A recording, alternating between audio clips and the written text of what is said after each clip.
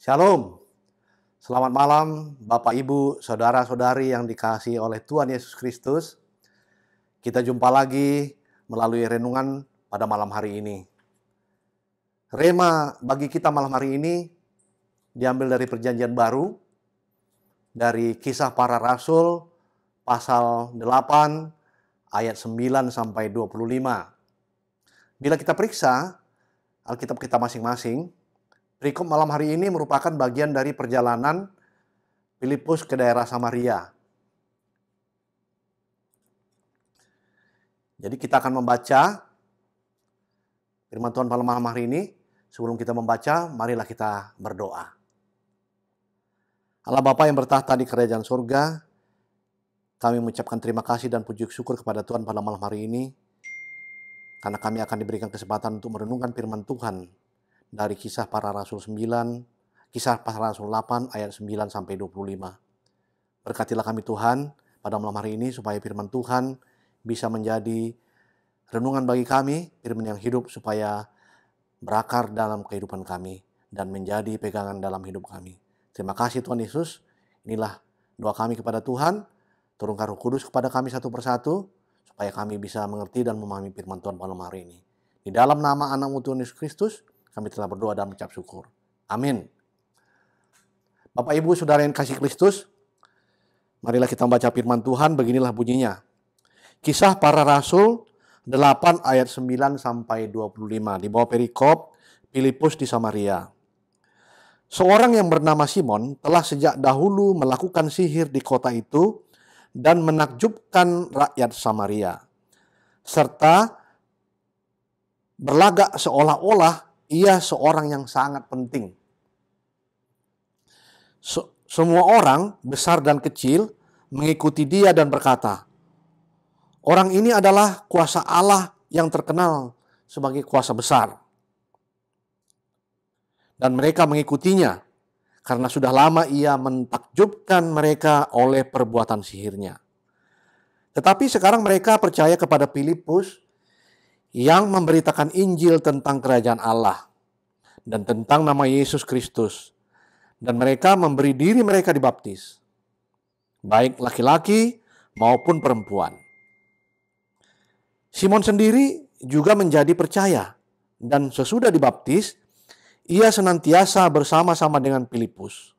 Dan takjub ketika ia melihat tanda-tanda dan mukjizat-mukjizat besar yang terjadi. Ketika rasul-rasul di Yerusalem mendengar bahwa tanah Samaria telah menerima firman Allah, mereka mengutus Petrus dan Yohanes ke situ. Setibanya di situ, kedua rasul itu berdoa supaya semua orang Samaria beroleh Roh Kudus. Sebab Roh Kudus belum turun di atas seorang pun di antara mereka, karena mereka hanya dibaptis dalam nama Tuhan Yesus. Kemudian keduanya menumpangkan tangan di atas mereka, lalu mereka menerima Roh Kudus. Ketika Simon melihat bahwa pemberian Roh Kudus itu terjadi oleh karena rasul-rasul itu menumpangkan tangannya, ia menawarkan uang kepada mereka, serta berkata, "Berikanlah juga kepadaku kuasa itu, supaya jika aku menumpangkan tanganku di atas seseorang, ia boleh menerima Roh Kudus." Tetapi Petrus berkata kepadanya, "Binasalah kiranya uangmu bersama dengan engkau, karena engkau menyangka bahwa engkau dapat membeli karunia Allah dengan uang. Tidak ada bagian atau hakmu dalam perkara ini, sebab hatimu telah tidak lurus di hadapan Allah. Jadi bertobatlah dari kejahatanmu ini, dan berdoalah kepada Tuhan, supaya ia mengampuni niat hatimu itu. Sebab kulihat bahwa hatimu telah seperti empedu yang pahit dan terjerat dalam kejahatan." Jawab Simon, "Hendaklah kamu berdoa untuk aku kepada Tuhan, supaya kepadaku jangan kiranya terjadi apa yang telah kamu katakan itu."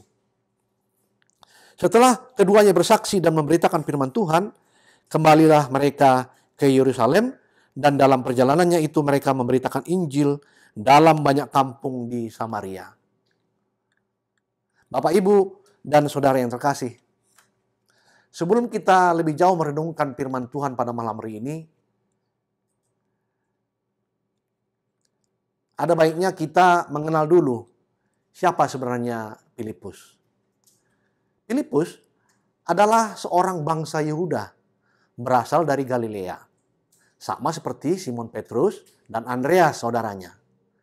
Mereka itu bertiga satu kota, kota Betsaida. Sehari setelah Tuhan Yesus meminta Simon Petrus dan Andreas mengikuti dia, Tuhan Yesus menyatakan hal yang sama juga kepada Filipus. Ikutlah aku.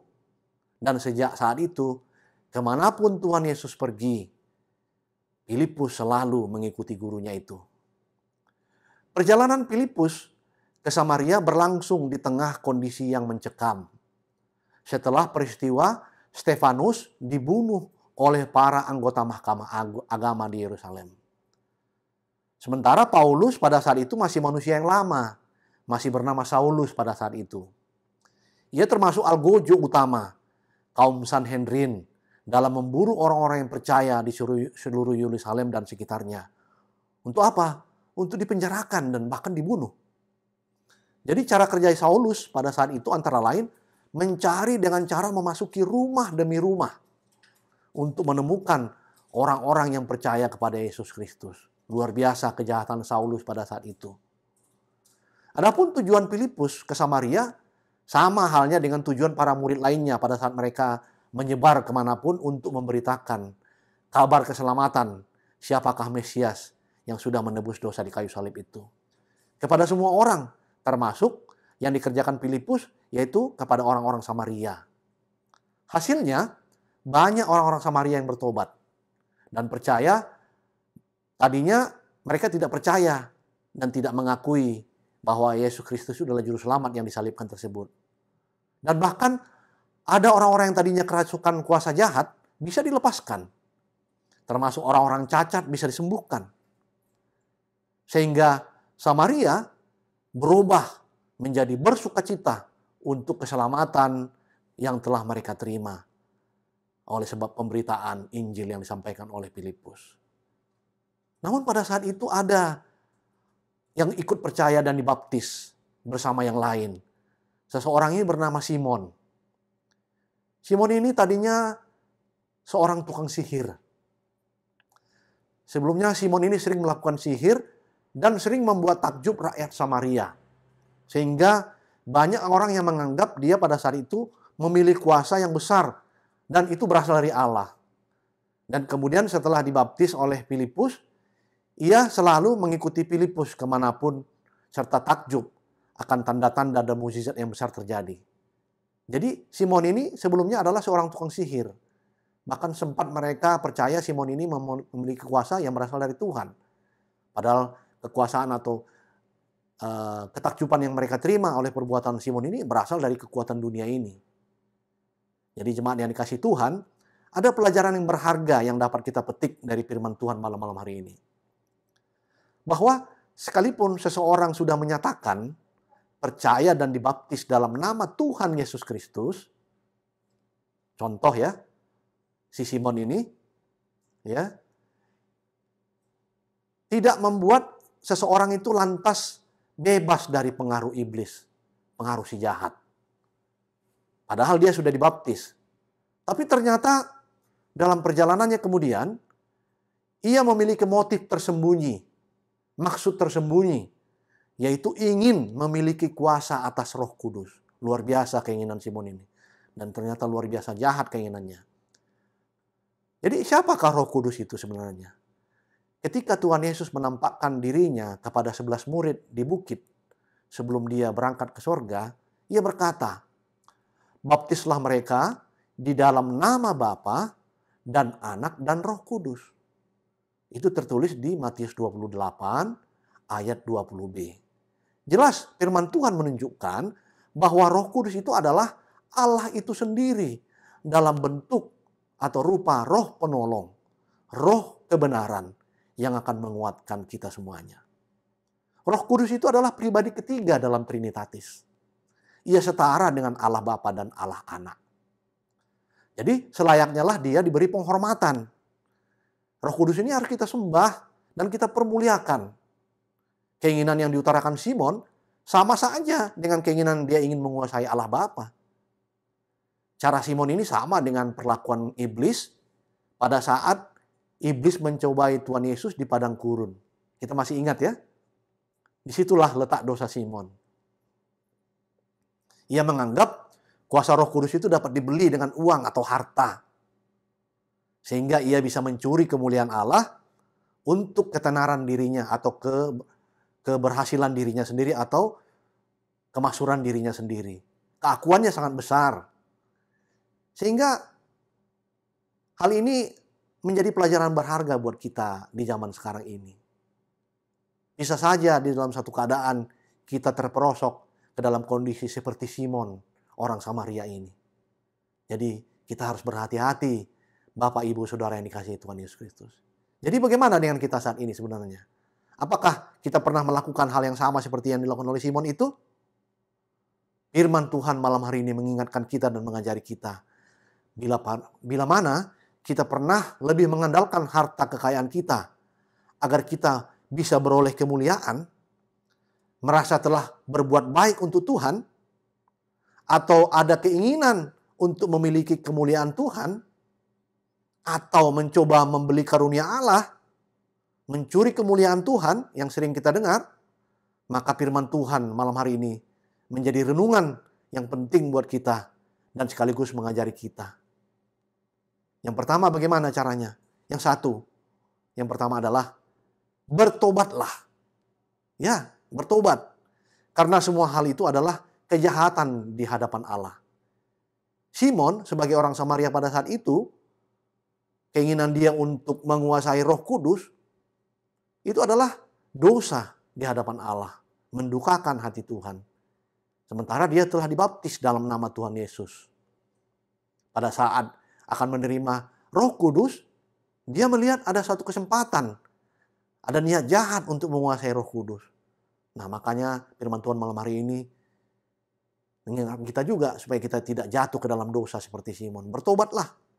Jangan sekali-sekali mencuri kemuliaan Allah atau punya niat untuk menguasai atau menyamai diri seperti Roh Tuhan. Roh Kudus adalah roh penolong. Roh kebenaran yang diberikan Tuhan kepada kita untuk mendampingi. Itu harus kita syukuri malam hari ini. Yang kedua yang bisa kita pelajari pada malam hari inilah, luruskanlah hati kita di hadapan Allah. Ya, luruskan. Jangan hati kita belok-belok ke tempat yang lain. Fokus, arahkan kepada Tuhan. Sebab Tuhan Allah mengetahui isi hati kita. Sesungguhnya, janganlah bermain-main dengan kuasa Allah atas kehidupan kita. Kita adalah ciptaan Tuhan. Apapun yang terjadi dalam kehidupan kita, terjadi atas sepengetahuan Tuhan. Jadi, kita harus dengar-dengaran kepada perintah Tuhan. Luruskanlah hati kita kepada Tuhan, supaya kita bisa memperoleh keselamatan. Pelajaran yang ketiga yang boleh kita dapat dari firman Tuhan malam hari ini adalah, berdoalah dan minta pengampunan dengan sungguh-sungguh kepada Allah. Ya, jadi kita harus berdoa dan meminta pengampunan dengan sungguh-sungguh. Tidak boleh main-main, Bapak, Ibu, Saudara-saudara kasih Tuhan. Karena Allah adalah pengasih. Dan ia bersedia mengampuni dan membenarkan kita di hadapannya. Jadi Tuhan itu adalah sungguh pemurah. Baik hati. Lebih sabar dari kita manusia. Dan dia setia mendengarkan kita. Berdoalah kepada Tuhan. Minta pengampunan. Ya. Kemudian yang keempat. Ini yang paling penting yang juga kita harus ingat. Janganlah sekali-kali kita mengandalkan kekayaan kita. Atau apa yang kita miliki di dunia ini. Karena apa yang kita miliki di dunia ini hanya bersifat sementara, Bapak Ibu sekalian. Itu tidak bisa kita andalkan dalam kehidupan kita. Karena kita harus ingat bahwa kehidupan ini adalah hidup yang sementara. Kalau kita sudah percaya bahwa Yesus Kristus adalah juru selamat kita, maka kehidupan kekal kelak bersama Tuhan adalah tujuan akhir kita. Supaya kita memperoleh kehidupan yang kekal. Karena kekayaan itu sifatnya sementara seperti yang kita sampaikan tadi. Tidak berkuasa atas hidup kita. Ya, kita harus ingat ya, bahwa harta yang kita miliki sekarang itu adalah hanya sebagai alat untuk kita menikmati kehidupan yang diberikan Tuhan. Sebagai sarana saja. Tidak bisa berkuasa atas hidup kita. Janganlah harta kita menguasai kita. Jadi bila mana kita mengandalkan kekayaan kita, binasalah kita. Karena uang dan harta dunia ini tidak dapat menyelamatkan kita. Firman Tuhan berkata, apa gunanya seorang memperoleh seluruh dunia. Ya, seluruh dunia. Tetapi ia kehilangan nyawanya. Itu ada di Markus 8 ayat 36. Yang terakhir, yang bisa kita ingat dan kita imani pada malam hari ini. Janganlah kita sekali-kali menghujat Roh Kudus. Merendahkan, bahkan ingin menguasainya sekalipun.